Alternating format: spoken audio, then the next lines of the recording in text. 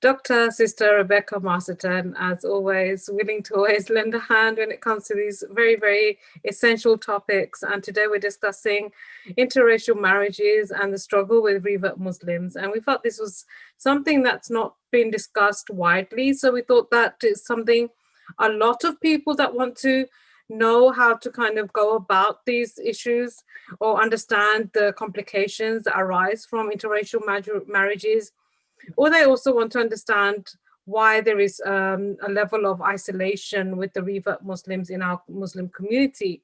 So I felt that Dr. Rebecca, you're the perfect person to discuss this topic with, and no doubt, inshallah, you'll be bringing some kind of enlightenment to this program, but also, inshallah, we'll be looking forward to hearing your views, your opinions, but also the facts that have been rising when it comes to racism in our communities, because that was something that was very poignant in the beginning of this year, or maybe at the end of last year, where people were discussing racism a lot, and it was all to do with Black Lives Matter and everything else.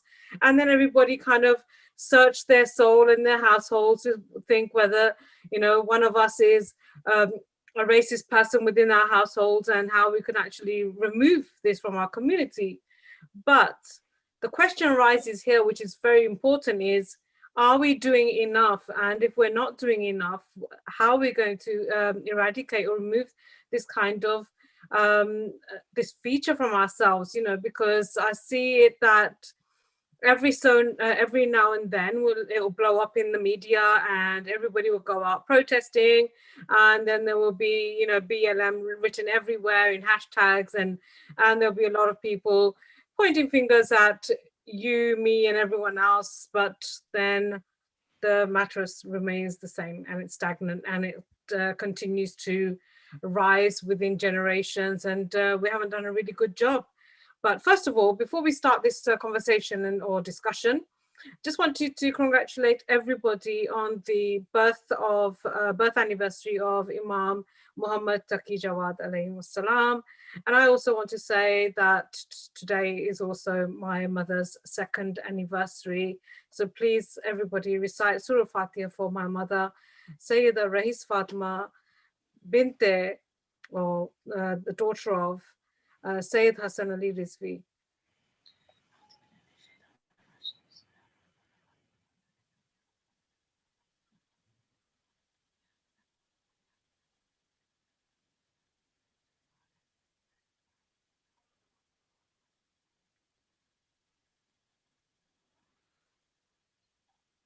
Allahumma salli ala Muhammad wa ali Muhammad. Alhamdulillah, these were one of the couple of very, very sad days that came into my life, obviously with my mother and everything else. But I felt that, the birth anniversary of Imam Muhammad Taqi alayhi salam is a very good reason to have this topic also. And there's not a lot known about him, but inshallah, when we get through the discussion, we can also discuss aspects of our beloved Imam Muhammad Taqi Jawad, and why it's important that we recognize that having the blessings of the Ahlul Bayt alayhi salam is very, very important, but to also recognize that it doesn't matter what background they came from.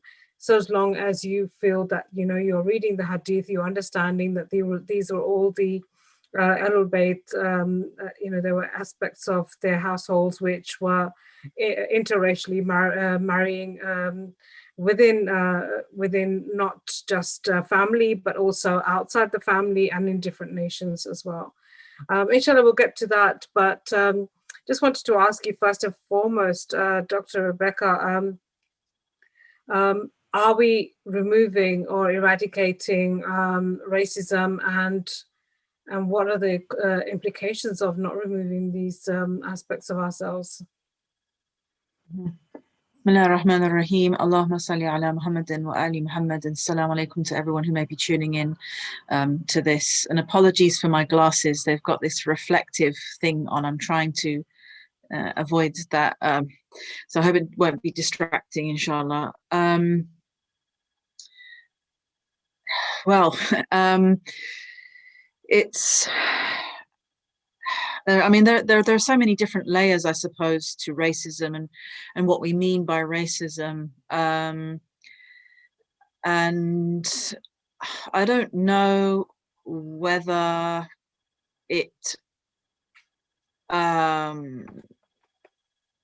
has changed much over the years. I mean, since I converted over 20 years ago now, you know, I have been aware, even among people in the community, for example, I mean, you know, in the Shia community, that if they, or I mean, let's say the wider Muslim community, if they want to marry someone from another country or another city or another town, there's a lot of resistance to it. So I had a student about 10 years ago who was Bengali, and she wanted to marry a Pakistani brother, and it wasn't easy for particularly, you know, for his family, or for both families, to accept this.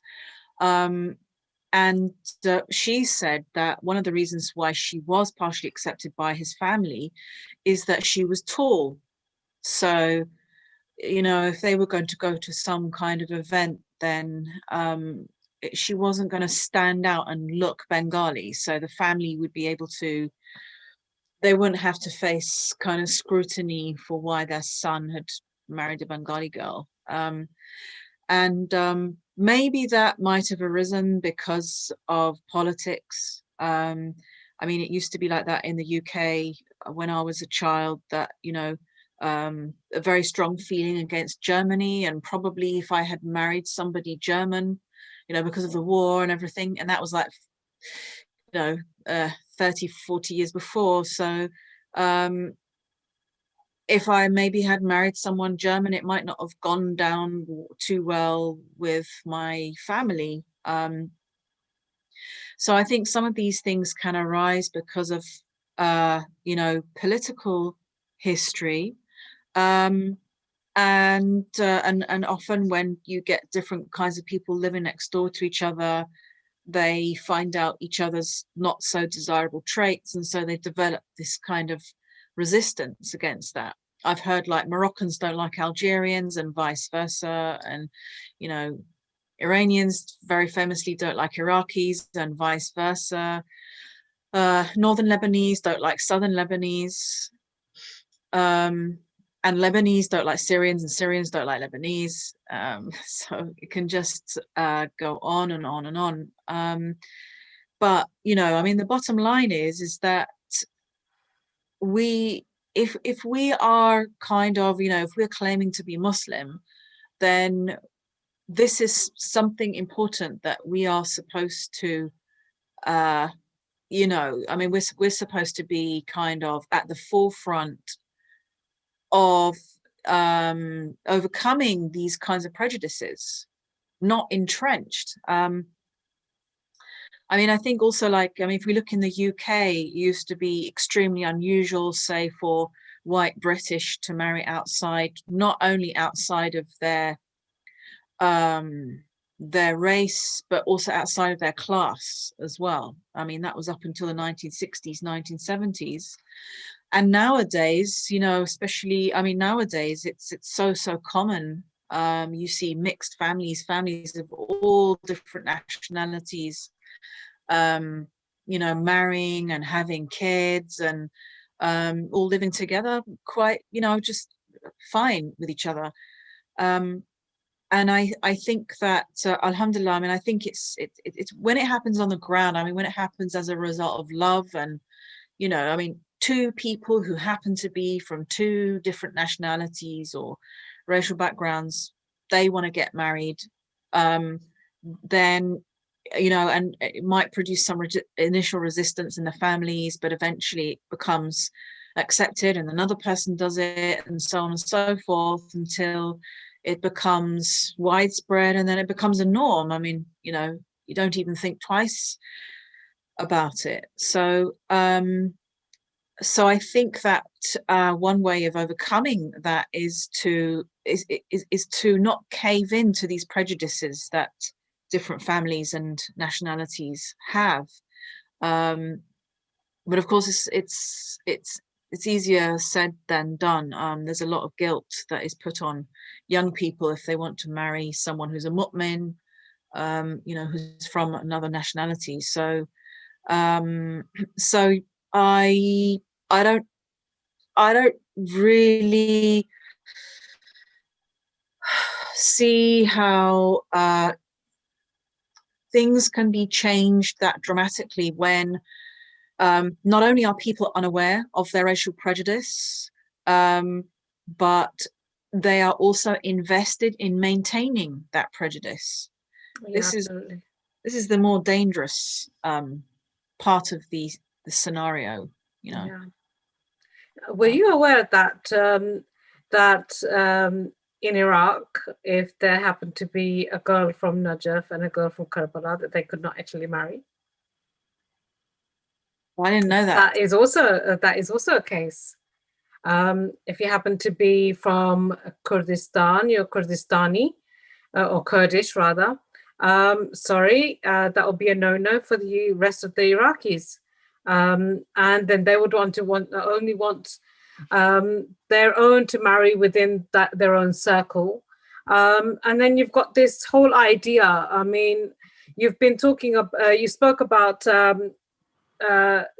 Germany and the British, and I understand that came from obviously the World Wars. But then there was also this idea that an Irish couldn't marry a Scottish here in the UK. That was another one. Right. And then you've got the this is we're going to kind of digress towards another kind of issue, which is the caste system in India. Yeah. And having lived, for those who have lived there for centuries, the Muslims have come about kind of taking on some of their ideology, which is that if you happen to be from a lower caste, you can't marry somebody from a upper caste. And then you have this whole thing about the untouchables. Yeah. So, I can understand the South Asian kind of changes that have come about. But then you've also got this, whether you're in any part of Pakistan, there's this whole idea that if you happen to be,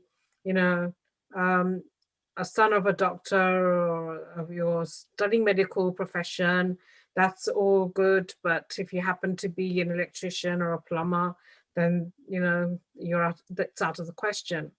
So these are some of the barriers in South Asia, other than the caste system and everything else. But we've kind of, been involved in kind of taking up these and updating ourselves with all of these things that don't support the Islamic ideology. Would you say that kids, young people who are actually looking to marry, for example, they happen to have they're compatible in everything but their the nation that they belong to, and that's the only thing that segregates them, that they should go against or oppose their family traditions, or what should they do? I mean, this is it's becoming very, very difficult. I know of many couples here in the UK that have tried, but it's been they've had it thrown back in their faces that how dare you go against our family tradition. If you are an Iraqi, you cannot marry a Pakistani. If you happen to be Iranian, you cannot marry an Iraqi, or Iraqi cannot marry an Iranian, as you said initially. What do the young people do? I mean, it's very difficult to find somebody, first and foremost, somebody who matches, your kind of lifestyle and somebody who you can really get along with. And then you happen to, put this forward to your parents, and that's it. That's the end. It's they won't hear you say that twice. That's it. You've totally misplaced the respect in some ways, and that's it. And then this may be also a barrier towards marriages. So we're speaking with a brother Bilal Hughes last week with regards to marriages. And he was also talking about, the things that are making making it very difficult for young people to get married these days. And we spoke about some of the barriers, but this also is one of the major barriers in our community. Yeah, I think, well, long time ago, not a long time ago, but I used to be, and I still am deep down, I suppose, very idealistic. And it's kind of like, if this is right, you got to fight for it. There's absolutely no way you can kind of cave into these unjust values and demands of your family or your community. We got to fight and everything. But I remember there's a sister online who had an interracial marriage and kids, and she said, I advise people not to do that because it's the kids that suffer. And so yeah, it's all very well kind of being idealistic and having those ideals and kind of saying, I'm going to change the society, and I'm going to right the wrongs through my marriage. But that's the choice that you've made. Your kids have not made that choice, if they're born into that marriage. And then they are going to find themselves with a whole new set of challenges. Where do they fit in exactly? They don't fit in either community. And maybe, I don't know, even kind of fit in the mainstream. I mean, I know one family where they say that their children, just because they were raised in a different environment, they're not even kind of a mixed race family, but they were raised kind of differently. And so the daughters, they say that they don't feel kind of religious in the same way that the religious community does, but they're not secular in the same way that non-Muslims are either. I mean, so there's so many issues. And I think if young people were, going to get married, if they're really kind of like, we know that we are right for each other, we've got the right values, we've got the Islamic values, and our marriage is going to be based on Islamic values primarily. I mean, they shouldn't be left on their own with these aims and objectives. So it shouldn't be down to them as young people of the younger generation, that they should take on that burden of trying to change the society, I would say, because it can be exhausting. I mean, maybe in the early years they can, they will tolerate maybe even being ostracized by their family. They'll tolerate all the bad treatment that they get from being together. But maybe after 20 years, it's going to be hard. It's 10, 20, a lifetime of a lot of difficulty. On the other hand, I mean, it can change. So you can, eventually it can be, I mean, many years ago, I had an English friend who married into a Pakistani family, and her husband's mother threatened to commit suicide, which isn't very Islamic now I look back on it. But she threatened to commit suicide if he married her, and this went on for about a year. And in the end, she said she was going to break it off, and they should just forget their plans. And that kind of really galvanized him to like, no, I'm going to marry you. And in the end, she was so kind of incorporated into the family that other women from the community used to say to the mother-in-law, I wish we had a daughter-in-law like your daughter-in-law. And so she became totally integrated into the community. You couldn't imagine kind of her community without her there. She became kind of like a key figure in her community. So, but she was given a hard time when well, I mean, I don't think her family will be listening in on this one, but I know she was given a hard time when she went into that. I mean, her mother-in-law tested her for some time. Yeah. I mean, I know that, when I'm watching some of these Pakistani dramas, and the kind of the storylines that we get from that is that, you must be kind of from our own status, have that kind of status and that. But, even in my social circle, I know 3 couples that are totally different when it comes to their races. And for me, it's good to see that, because I do see them as very happy couples who are having children, and they are living by the standards of Islam and following the ideology. They have a huge respect for one another. And I think they're very good sets of examples. But on the other hand, I'm also seeing that we've got a lot of revert Muslims, a lot of females that I know personally, and they are absolutely struggling to find somebody who would marry them. And let's not forget, it's already very challenging for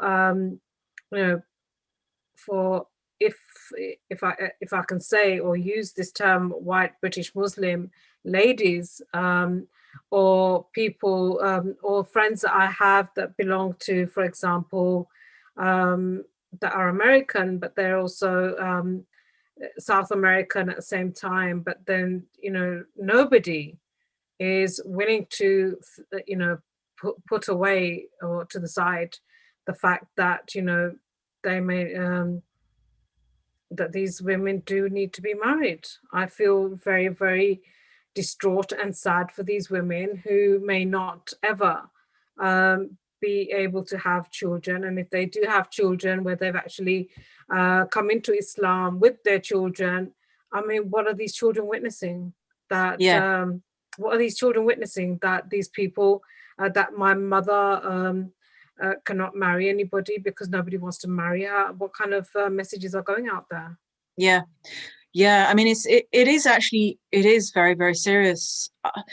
I think this is what kind of converts discover when they they come into the community, or that I mean, it's hard enough among, say, born Muslims. I mean, that they've got all these kind of criteria, and making it hard among themselves to get married, let alone kind of being a convert as well. And there's also some kind of distrust about converts as well, that maybe they might change back in a few years' time, and how can we trust that this isn't kind of a phase that they're going through? And there's a lot of kind of unwillingness to I mean, it can be things like, oh, but she's not going to like our food, or kind of like it's kind of things like that, when actually, I mean, converts tend to be by default open-minded, I mean, and willing to try things, and really, really willing to make so many compromises. And well, they've made the biggest compromise is having they've actually shifted themselves away from their own habitual self being of another faith. And then they've shifted towards something which they've been able to believe in, to trust in. But I just feel that it's very sad when marriage becomes something that is their biggest struggle sometimes. I mean, anyone who doesn't kind of fit in quite a narrow box of categories, a narrow set of categories, has a hard time. And as you say, it is sad for women who've got children already. Number one, I mean, Islam teaches all about the importance of the father, the father figure in the family, and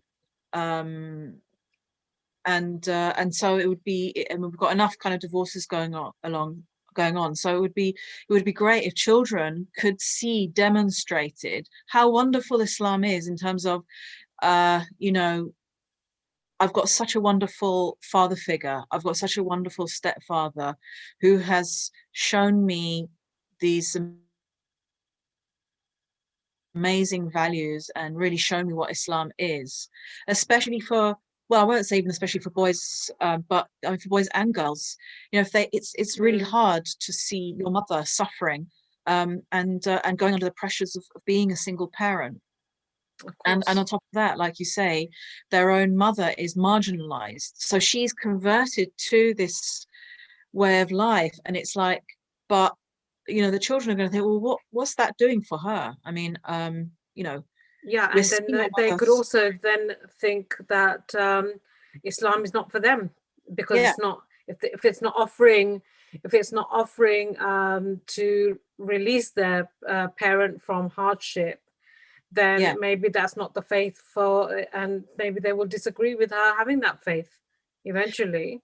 And people might say, oh well, that's, you know, then their faith isn't strong enough. But the thing is that they're kids at the end of the, you know, I mean, people are affected by how they get treated. So so if it's not demonstrated by the community, you can say, oh well, yeah, you know, in an ideal world that's not gonna drive me away. But the fact is that that person who's being rejected is the one who's having to live with the rejection. And not being able to move on with their life and maybe have more children. You know, they're just kind of stuck. And there's no fulfillment there, is there? And often they have a lot to give. I mean, that's it. It's like they've come into the deen, and then of course, you know, getting married, having children is an important kind of spiritual journey as well. And instead they end up kind of just never getting married, and being quite marginalized. So and then probably it's not that likely that the children will, because they haven't seen kind of positive attitude towards their mother. Absolutely. So that's you know. And no doubt a single mother's already struggling, whether it be, you know, whether she's Indian, Pakistani, Iraqi, Iranian, what have you. You know, single mothers do genuinely struggle. And, you know, especially if they've got one or two children, bringing them up day in, day out, having to manage them, not having time for themselves even. And we did kind of discuss this last week with Brother Bilal as well, is that when we are talking about reluctancy towards marriages, there are a lot of things that have become obstacles in the way, and this being one of them, you know. But then long enough, if you live a life long enough as a single mother, then, you know, you become certainly set in your ways, and that doesn't help either. But then there's the same thing, the children will be affected, if not in the very beginning, somewhere along the line. I mean, because that being marginalized affects the children as well. It's not just the woman who's being marginalized and rejected, it's the children as well who are being, you know, made to feel that they are outsiders. And so they will go where they feel accepted. Everyone wants to have a good set of friends and to feel welcomed. And why should you stick around a community that isn't paying any attention to you and not showing you any love or care? Why should you stick around that? So they may well kind of leave their mother's path. They might not follow her on that path, and you know, and maybe go back to being non-Muslims or whatever madhab their mother was beforehand. What do you think it's like for revert Muslims when they attend a center, our centers, our community centers, when it comes to majalis, Muharram, and other things? Do they feel that they, you know, they're not outsiders? Do they feel like outcasts, or do they feel genuinely wanted and get this feeling that, you know, they're not different to anyone else that's out there already? I think it can depend upon the circumstances. So what I've noticed is that if you, as a convert or revert, if you are if you have some role to play, let's say in the community, then people get to know you through that, and you can kind of become more accepted. But if you're someone who you're not actually kind of working in the community, say, but you turn up to Majlis and you expect to kind of at least make some friends and then go home again, it's unlikely that I mean, it can depend, but certainly from a lot of people I know, especially in London, people don't really talk to them. So, you know, you can turn up to a majlis or an event and no one will really talk to you, and then you go home. I mean, it was like that for me when I used to I mean, I started to teach at Islamic College in 2001, and it was only really through through teaching and being involved in the community that I got to know people. I think it takes, I don't know I don't know why people are closed, but yeah, I mean, I used to go to the different Hussainiyas, say in the month of Ramadan or so on, or to a talk, and I wouldn't really, yeah, I mean, I would go along and not feel confident enough to talk to people, and they're not going to talk to you, so you go along and you stay on the edge and you watch, and then you go home on your own. So Yeah. And I mean, so I know a lot of people that have had those experiences. I mean, I can only say to converts that if you are experiencing that, then get involved in some kind of, like we had the I'm thinking of the sisters from Arise, you know, Georgia and Veronique. They In kind of, Manchester, yeah. yeah. So they have been very, very proactive, and it means that people have got to know them. And so when they kind of get to know you, then people start to feel comfortable. And you know, Veronique's now married to an Iranian man, she's got a little boy, and Georgia married an Afghan family, and so alhamdulillah, you know, that's worked out. But they were very kind of proactive sisters. So I think that the thing is to not be shy, which is hard. I mean, you know, it's hard not to be shy. And everybody is not that way inclined to be more practical or be more outgoing, and people do like to stay, you know, where they are or have been and they don't make changes. But would you also say that just because somebody has, I don't want to sound racist because I'm not, and you know that, but has white skin, that they would be put on a platform because they have white skin, be photographed with, but that's about it. That's as far as people will go with them. Yeah. You know, it's kind of interesting. Yeah, I mean, and that's all related to colonial history. And yeah, I mean, you know, if you get a white person, you know, European, in fact, just today I posted something up about indigenous European Muslims who have been Muslim for hundreds and hundreds of years. So which is kind of interesting. But yeah, I mean, you know, if you get someone from European background, then it's kind of like the excitement of like, oh look, you know, they understand our religion and they understand our culture, and oh wow, they've accepted our religion and our culture, and let's get a selfie. And yeah, that's what I was saying. Then yeah yeah, but then but when it comes to being accepted by a family, there's going to be a whole different ball game. It's going to be no, not in our house. Yeah, you know, so we don't mind you being photographed. You can go out there, take your photograph, but we are not having this person coming into our house, and definitely not being part of our family.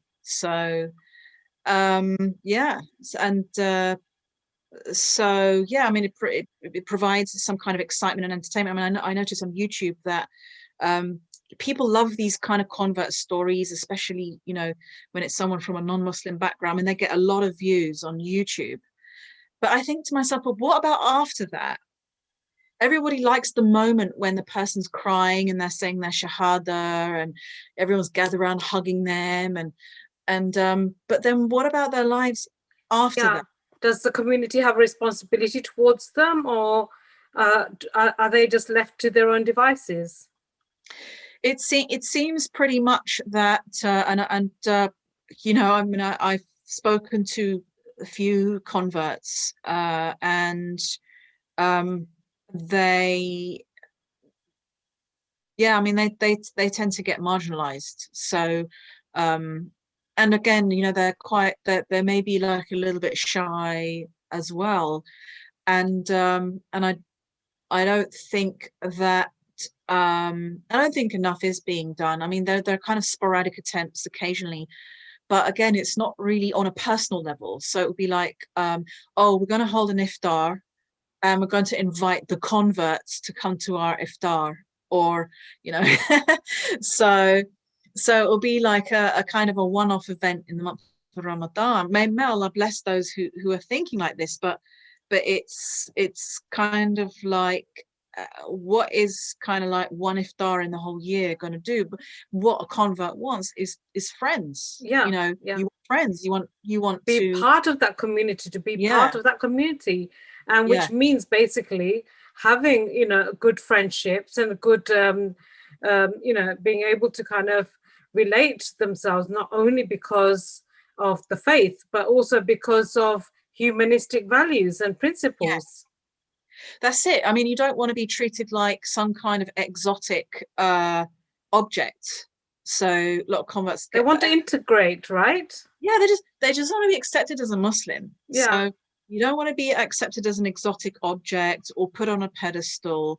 Because that also kind of puts a distance between you and everybody else. You want to be with everybody else. We're all Muslims together, and of course, I mean, you know, friendship, I mean, that's a normal thing to want, that feeling of a family and togetherness, and it's such an important part of Islamic culture. But when you find that it's kind of like what you'll get is a salam and then that's it, and then, you know, well, that can go on for 10-20 years. I mean, after a while someone will think, well, you know, how have I moved on in terms of my relationships with the community after 20 years? It's never got beyond Salam alaikum, how are you? Everything okay? Okay, alhamdulillah, bye bye, you know, ma salama or khudafiz, or and so I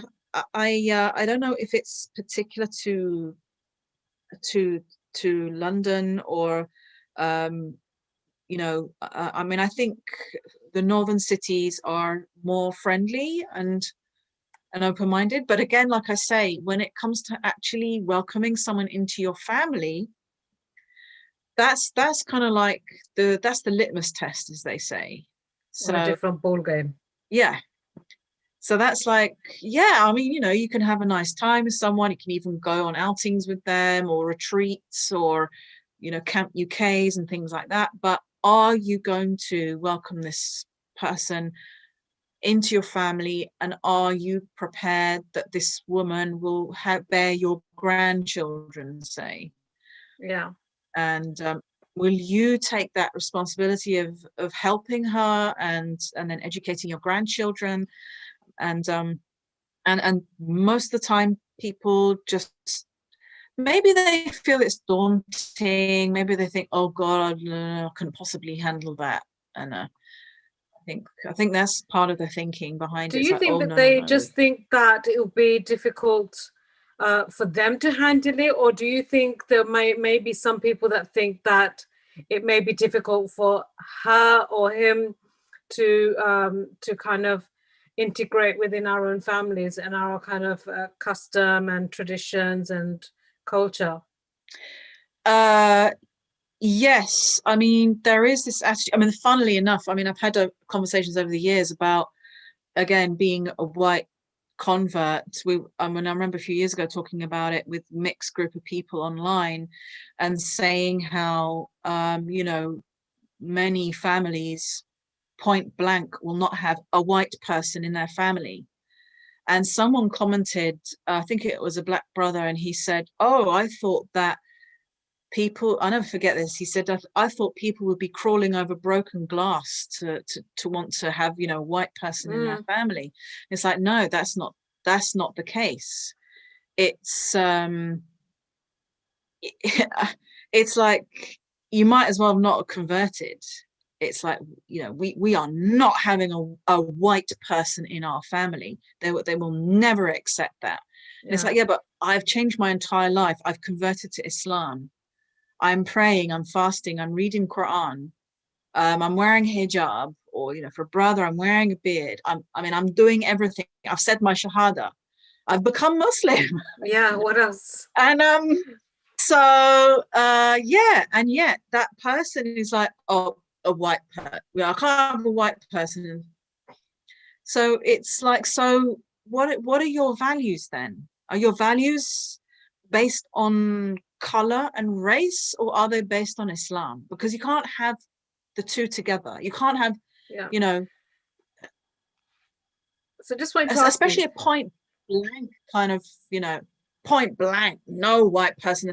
It could be like, oh, this particular white person, or this particular person who's white is not going to be suitable for our family. We can see that there's going to be some issues, but at least check the person out first. Yeah, And have see if they're conversations with them, you know, invite them. Why just point blank, as you said, just turn them down without even, you know, testing the waters, I guess. Maybe that's the term that can be used. But I guess some people are just downright, you know, stubborn when it comes to these their boundaries, and they just don't want to make that shift, which is quite difficult. I see for people who really, really kind of see that they really do, you know, it wouldn't bother them what the parents did or whatever, and they were willing to make that kind of change, and they may be the most wonderful person that ever came to their household, or maybe something that they really needed as a person in that household, you know, but they're not willing to give them a little bit of space. But I was just wondering, like, if we're in the Western culture and you see, I mean, just down the road from myself, there's 3 or 4 different families that I know are you know, interracially married, and they've got children, they're happy, you're watching them go down the road. But why is it so? Is it just, I mean, I'm just thinking statistics here. What are the demographics? What are the statistics in relation to interracial marriages in the Western culture, which is okay, why, fine and acceptable and everything else, but something that we as Muslims just cannot think about. Yeah, which is ironic. I mean, I don't know where that's come from, because again, when you look back at Islamic history, you do see, you know, a lot of intermarriage going on, and you know, nations integrating with each other to the point that, you know, you couldn't really tell.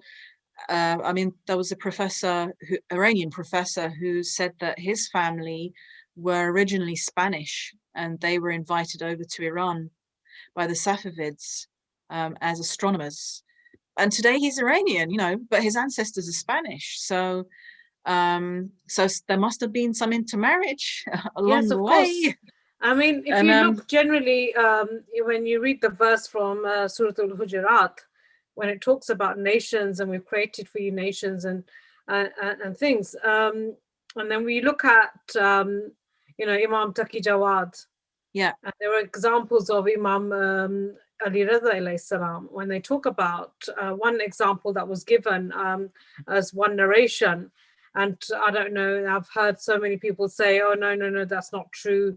That was never the case. But one of the narrations about Imam Reza alayhi salam was that he was defined as being a dark-colored human, and he was, I think it was when he went to a barber, people, they were having the haircut or whatever, or and then he was also there. But then they felt that he was not, he was maybe the slave and not the imam. Right. Is it Imam Reza alayhi salam? Yes, that was Is the this Imam narration. Reza? Yeah. So then it was Right, I haven't said heard that. that, he said he actually, yeah, I had this narration. So they actually said, no, that's not the slave. This is the Imam. So it was this narration that people said, oh, so he was of a very dark color, which defined him as a slave, because most of the slaves around that time were of dark color. And so, we still need to verify this narration. But the people that have actually related that to me all happen to be Black Muslims. And they've always turned around and said that, his Imam Reza alayhi salam's mother was a Nubian. Right.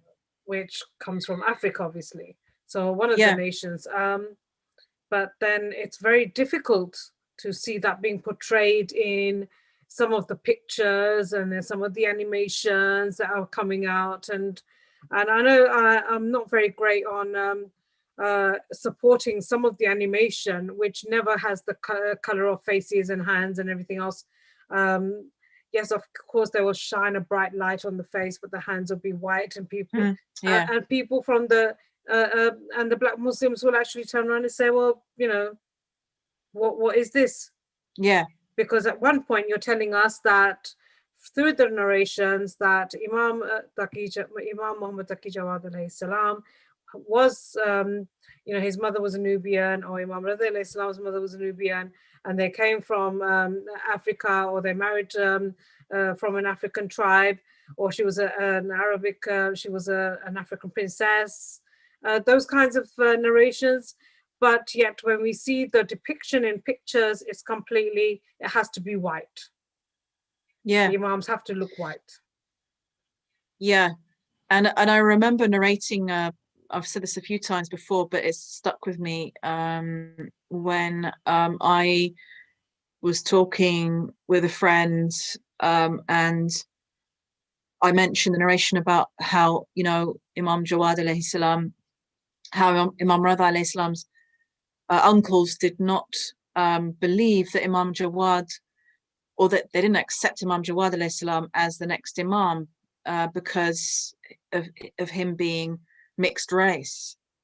And they put Imam Reza alayhi salam, through this kind of humiliating, not that the Imam could be humiliated, but it's quite a shameful kind of test, for a physiognomist to kind of just walk in and see if he can tell that Imam Jawad is the son of Imam Reza alayhi salam.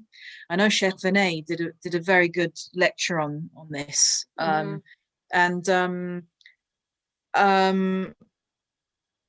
So, I mean, but then I remember narrating this to a sister, and rather than her saying, that's so outrageous, how could the uncles do that? Instead of saying that, she said, no, Allah would not create an Imam in a negative way. So she disagreed with she disagreed with the authenticity of the narration, because an Imam could not possibly be created black. Oh, wow. Yeah. So I was like, am I hearing this? Yeah, and that shows, this is what I mean, like, it's so entrenched, it's so kind of there's so much work that needs to be undone, in order to, because people don't even realize like how they are programmed. They don't even realize it. So and what I have noticed, I mean, they talk about when the the subject of anti-black racism is raised, they talk about white fragility, where white people, I think, feel very uncomfortable for it to be pointed out that they are being racist, or being ignorant, put it that way. They're being ignorant, and so they kind of go very much on the defensive, and so that's called white fragility. But I noticed this in the community last year as well, when the whole subject of anti-black racism came up, and of course, I mean, Sheikh Noor, I mean, there was a mixed discussion online. Yes. but among different guests. I think I was there in that discussion. And but what happened was that just Sheikh Noor got selected out of that discussion among different people of different racial backgrounds. Just Sheikh Noor got selected out, a clip of him saying how, you know, different Shia groups are racist. And then there was all this backlash against him. And it was like, kind of like a lot of emotional blackmail going on with like, how could you say this? And we feel so betrayed. And, you know, and I thought that's quite disingenuous, really, because all of that kind of emotional game playing, you know, kind of the hurt, the kind of the Muslim fragility of like, oh, how can you say this about us? We've supported you and we've given you a job. You know, you are our employee, so you know we've done you lots of favors, and this is the gratitude that you show, kind of thing. And it's like, hang on a minute, this is all evading the points that he was making. This is a smoke screen of fragility to deflect any guilt that might be incurred, you know, by the community. So there's a lot of psychology that goes on, you know, for us to have to undo this, because another thing is people go into denial. Yes, you know, they will fight their corner. Yeah, and they will all turn around and say, I'm not a racist, I'm not a racist. But then there will be aspects of them in different environments in which they actually display that racism without even realizing that they're actually doing it, you know? And one of them is that, you know, portraits in Iraq of the imams and all of these. And a lot of people will turn around and say, well, hang on a minute, you know, we know for a fact that there is no possibility that Imam Rida alayhi salam or Imam Taqi Jawad alayhi salam could have had very fair skin, given the fact that their mothers came from Africa, were Nubian princesses or something like that, and they'll be in denial. They'll be in absolute denial. But you know, other than that, they actually pray to Allah subhanahu wa ta'ala, who they don't know. They cannot say that he has a color. But yet at the same time, those that you do know of, who happen to be of a darker color as opposed to the fairer skinned imam, you're not willing to kind of listen to any of the narrations. So, you've got to even refute the narrations without actually even checking the chain of narrations. No. That cannot be true. That cannot be true. And even when it comes to heroes or people who have actually given their lives, whether it be the civil movement in America, or whether it be anything else, but you know, they have to actually try and say, but he was that way inclined. He was, you know, he had somebody who was actually, but they won't give him the credibility for what color he was to actually stand up against white racism or even things like that. But at the same time, whether it be black, whether it be white, whether it be Chinese or Japanese or anyone else, you know, Islam is not meant to be prejudice against against any color. It's not supposed to be prejudiced against race, creed, age, sex, you know, whatever. But people would actually, you know, they, as you rightfully said, that people have actually become conditioned over time, depending on the environment that they live in and what kind of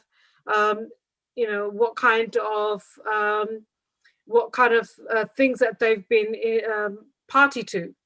So, you know, whether it be, you know, I mean, I'm sure you've had some hard times yourself.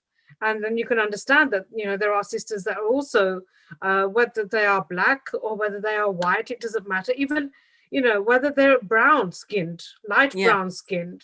There are a lot of women that are going through a lot of problems.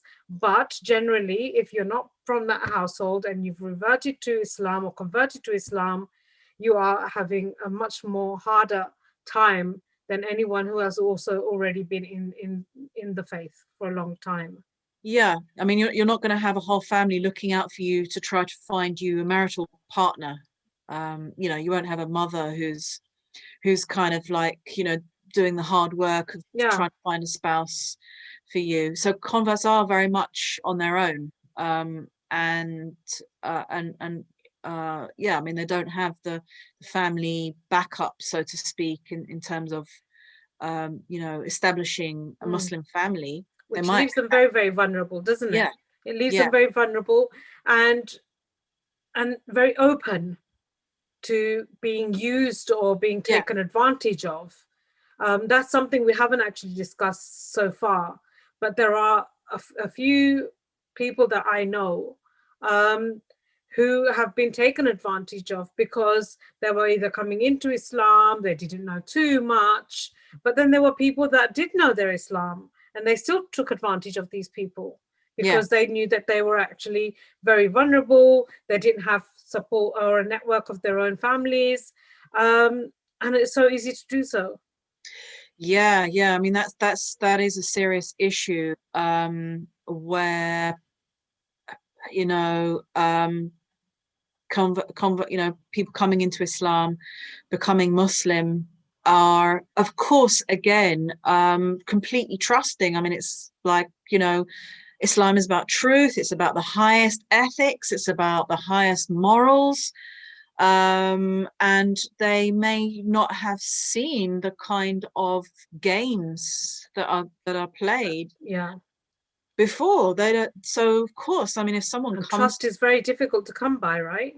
Yeah, and of course, I mean, they're going to have the highest respect for a Muslim man. So as a woman, they're going to have the highest respect for a Muslim man who is going to, you know, supposedly kind of want to take care of them and nurture them and look after them. Oh, and happen to get into, you know, a relationship as well. And then that's naturally going to lead on to, well, this is going to lead to marriage, and you know, you know, an excitement, and then it's like, oh no, I was just used, I was just a piece of entertainment, which is what, you know, the Western culture that Muslims attack is so well known for. I mean, culture where people just kind of use each other left, right, and center, and you know, so yeah, I mean, I would like to issue a big warning to particularly the women coming into Islam that,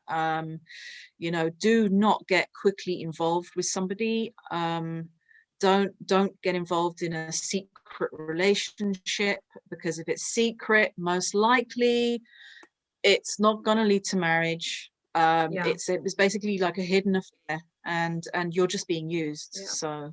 Well, thank you so much, Dr. Rebecca. That's all we have time for today. But no doubt it's been a very interesting discussion, and I hope that, you know, a lot of people have been able to benefit from this. Inshallah, we'll be back next Tuesday with another guest, and hopefully more topics that really do matter to our community. Look out for our fundraiser also. We're also raising a lot of money for very vulnerable people in Nigeria. That's been raised by Brother Shoaib Ahmed. Please look into that. Please tune in again, and you can also find us on Project Zainab channel on YouTube. Look forward to seeing you next Tuesday. Thank you very much, and enjoy your festivities, and especially for Imam Ali alayhi salam's Winada coming up. And we look forward to seeing you next week.